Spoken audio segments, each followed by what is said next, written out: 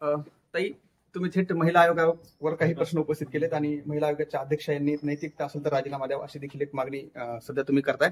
नेमकं तुम्ही त्यांच्या कामावरून समाधानी नाही आहेत का? नाही, त्यांची निवड झाल्यापासून 3 वर्ष त्यांनी असे काय दिवे लावले होते? त्यांनी कुठलं महिलांसाठी जीवावर उदार होऊन काम केलं होतं म्हणून त्यांना वाय सुरक्षा दिली जाते? आणि विशेष म्हणजे त्यांचा कार्यकाळ 22 ऑक्टोबरला संपणार होता, पण त्याच्यापूर्वी 16 ऑक्टोबरलाच त्यांचं गॅजेट काढून त्यांची पुनर्नियुक्ती करण्यात आली. इतकं काय त्यांचं म्हणजे व्हिटो पॉवर देऊन त्यांची नियुक्ती करण्यात आली, हे अत्यंत चुकीचं आहे. महाराष्ट्रामध्ये अत्यंत चांगल्या चळवळीतल्या ग्रासरूट लेवलला महिला आणि मुलींसाठी काम करणाऱ्या, प्रसंगी जीवावर उदार होऊन त्यांच्यासाठी एक संरक्षक ढाल बनणाऱ्या महिला आहेत. त्यांच्यापैकी कुणीतरी एक करायची होती ना. परंतु हे अत्यंत चुकीचा ट्रेंड आहे हा. आणि त्या बीड जिल्ह्यात येत आहेत तर मी म्हणते की खऱ्या जर त्या महिला आणि मुलींच्या प्रश्नावर काम करण्यासाठी बीडमध्ये येत असतील, अन्याय आणि अत्याचारग्रस्त महिलांसाठी न्याय मिळवून देण्यासाठी त्या मुलींना येत असतील तर मी त्यांचं स्वागत करते. परंतु प्रत्येक वेळी फक्त पोस्टमनचं काम करायचं आणि वराती मागून घोडे काढायचे, एसआयटीची नेमणूक झाल्यानंतर आपण यायचं आणि पत्रकार परिषद घ्यायची, याच्यावरनं फक्त त्यांना प्रसिद्धीची हाव आहे हे अधोरेखित होतंय. आणि मला असं त्यांना सांगायचंय की अहो ताई, विधिमंडळाचं अधिवेशन चालू आहे, तुमची तिथं गरज आहे. कारण राज्य महिला आयोगाच्या काय तरतुदीमध्येच असं म्हटलेलं आहे की जर तुम्हाला राज्यभरात फिरून महिला आणि मुलींच्या कायद्यांमध्ये काही तुम्हाला त्रुटी आढळून आल्या किंवा अंमलबजावणीच्या प्रोसेसमध्ये किंवा एसओपीच्या प्रोसेसमध्ये काही त्रुटी आढळून आल्या तर तुम्ही शासनाला शिफारशी करायला हव्यात. जसे की बालविवाह असेल, हुंडाबळी असेल, त्यानंतर विनयभंग असतील, पोक्सोचे ऍक्ट असतील, बलात्कार असतील, ह्या सगळ्यांमध्ये तुम्हाला अजून काय इम्प्रूव्ह करता येईल आणि महिला आणि मुलींना न्याय देता येईल याच्या सगळ्यांच्या सूचना आणि शिफारशी देण्याचं काम तुम्ही राज्य महिला आयोगाचे अध्यक्ष म्हणून केलं पाहिजे.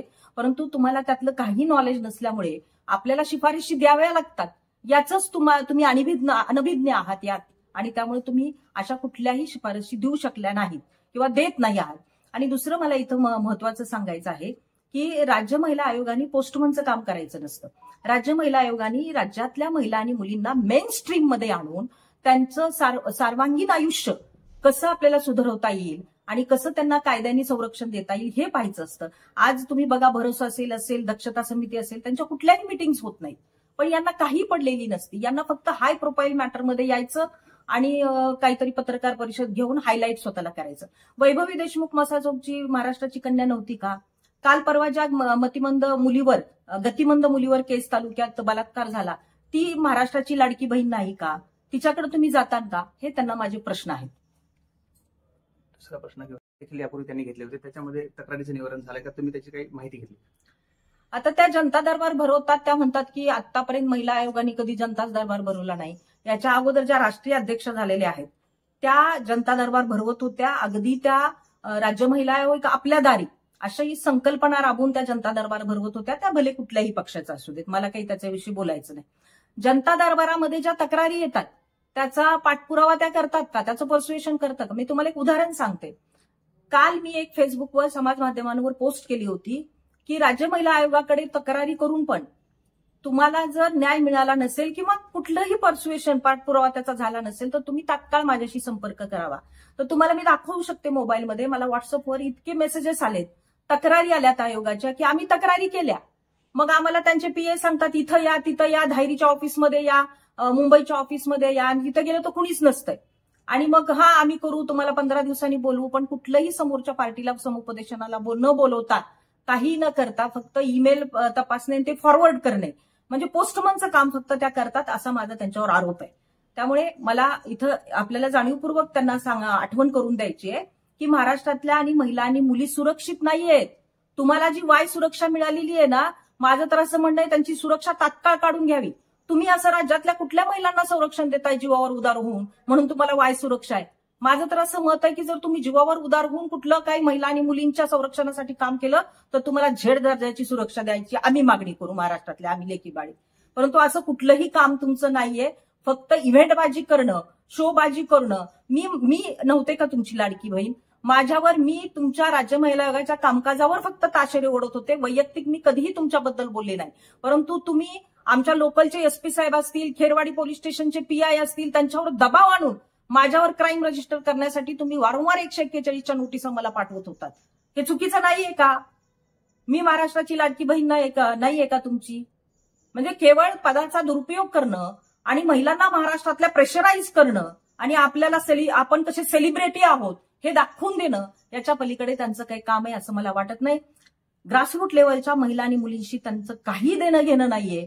म्हणून माझी नेहमी मागणी असते की खऱ्या अर्थानं ग्रासरूट लेवलला महिलांच्या आणि मुलींच्या प्रश्नावर काम करणाऱ्या महिला आघाडीवर आल्या पाहिजे आणि त्यांनी अशी महिलांच्या पदं सांभाळली पाहिजे.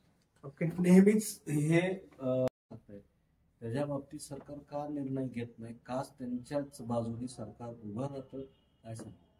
आता त्या कॉन्ट्रोव्हर्सीमध्ये राहतात. आपण पाहत असाल ज्यावेळी मध्येही रान माजलं होतं. महाराष्ट्रात एकमेव मी पहिली महिला अशी आहे की त्यांच्या कामकाजावर मी कायम बोट ठेवते. आपल्यालाही त्याची जाणीव आहे. आमचे जे बीड जिल्ह्यातले पत्रकार आहेत त्यांनाही ही जाणीव आहे की पहिल्यापासून मी त्यांच्या कामकाजावर बोट ठेवते, की त्यांना अनुभव नाही महिला आणि मुलींच्या प्रश्नावर काम. त्यांच्या वैयक्तिक आयुष्यात मला काही देणं घेणं नाही. परंतु त्यानंतर मी तुम्हाला सांगते की त्या कॉन्ट्रोव्हर्सीमध्ये राहतात आणि त्यांना असं वाटतं की मी कॉन्ट्रोव्हर्सीमध्ये राहिले म्हणजेच मी काम करते, असं एक त्यांचं परसेप्शन आहे, असं एक त्यांनी चित्र निर्माण केलंय आणि त्यात त्या खुश आहेत. हे दुर्दैव. मात्र उद्या ते बीडमध्ये येणार आहे, त्यावेळेस तुमचं काही त्यांना इशारा असेल, आंदोलन असेल, काय करतं? इशारा आहे माझी त्यांना विनंती आहे, सगळंच आहे माझं त्यांना. मला त्यांना एकच सांगायचंय की तुम्ही राज्य महिला आयोगाच्या अध्यक्ष आहात आणि 24/7 महिलांच्या आणि मुलींच्या प्रश्नांच्या तक्रारीचं निवारण करणं हे तुमचं काम आहे. असं कुठंच घडताना दिसत नाहीये. मात्र त्यांच्या कामावर तुम्ही बोट ठेवत आहात, मात्र जे त्यांच्या माध्यमातून ते महिला आयोगाचं काम करतात त्यांना त्यांच्या कामावर भरोसा आहे असं वाटतं? ज्या ग्रासरूट लेवलला काम करतात अजिबात नाही. कित्येक महिला आणि मुली मला फोनद्वारे मेसेजेसद्वारे सांगतात की ताई, महिला आयोगाच्या ऑफिसमध्ये आम्ही गेलो तर आम्हाला सांगतात की जा तुम्ही 15 दिवसांनी या, आम्ही समोरच्या पार्टीला बोलवून घेतो, परंतु समोरच्या पार्टीला मेजॉरिटी बोलवून घेतलं जात नाही. हे राज्यभरातल्या महिला ज्यावेळी मला सांगतात त्यावेळी निदर्शनास येतं. शेवट इशारा काय? माझा इशारा एकच आहे की तुमच्या कामकाजामध्ये महिला आणि मुली ह्या केंद्रबिंदू असल्या पाहिजे. अन्यायग्रस्त महिला आणि मुली ह्या केंद्रबिंदू असल्या पाहिजे. असं कुठेही दिसत नाही. तुम्ही स्वतःला इंडिव्हिज्युअल सेंटरमध्ये ठेवता आणि पदाचं सेलिब्रेशन करता.